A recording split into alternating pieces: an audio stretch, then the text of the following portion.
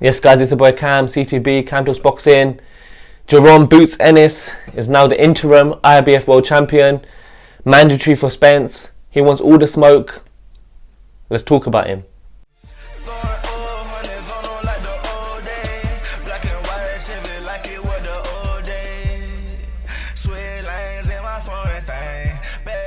Yes guys, let's go straight into it. Jaron Boots Ennis, one of the hottest talents in boxing. One of the up and coming pound for pound stars, a future dominant 147 pounder, 154 pounder, and probably 160 pounder. He can fight southpaw, he can fight orthodox, he's got power, 30-0, 27 knockouts. He's coming off this past weekend's victory against Jaron, Jaron. What a tough competitor he was. He pushed Ennis to his first 12-round fight.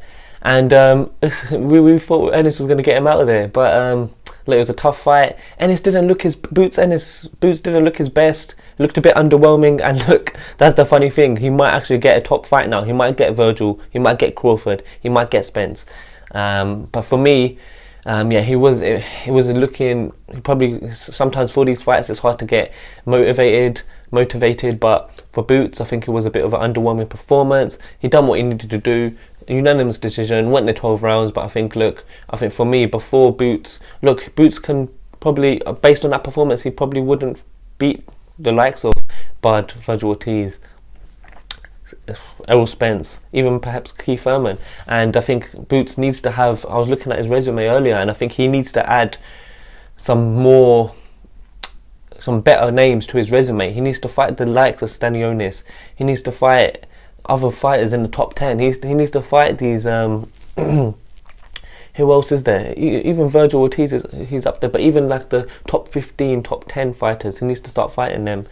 Look at Virgil Ortiz's resume. He's better than Boots Ennis's. Boots needs to. I don't think he's being managed. He's kind of being mismanaged. He should probably be bigger than he is.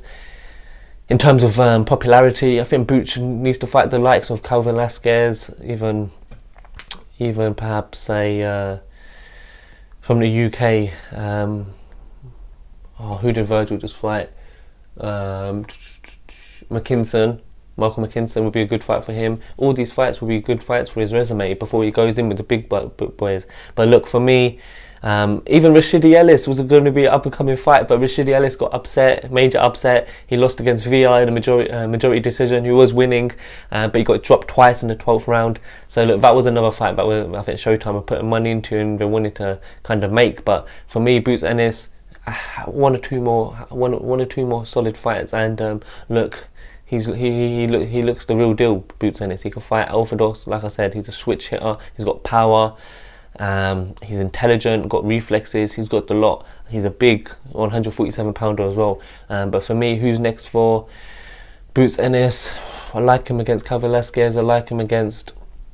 Obviously Stanionis is probably up against Virgil Ortiz, but just someone in the top 15, I say, in the welterweight division. I think that'll be a great someone who can just fight back, against Boots. But for me, I think even Virgil Ortiz. Look, by the time Virgil Ortiz and Jaron Ennis fight, Virgil Ortiz will probably have a better resume. So Virgil is getting, really prepped for those world title fights, and I don't think Boots Ennis is. That's my personal opinion. But guys, let me know what you think. Who next for Jaron Boots Ennis? Give me a bit of guidance because I don't have any names in my head right now. But yeah, I think Boots Ennis is the future. But let's see what's next for him. I'll be back with another video, guys.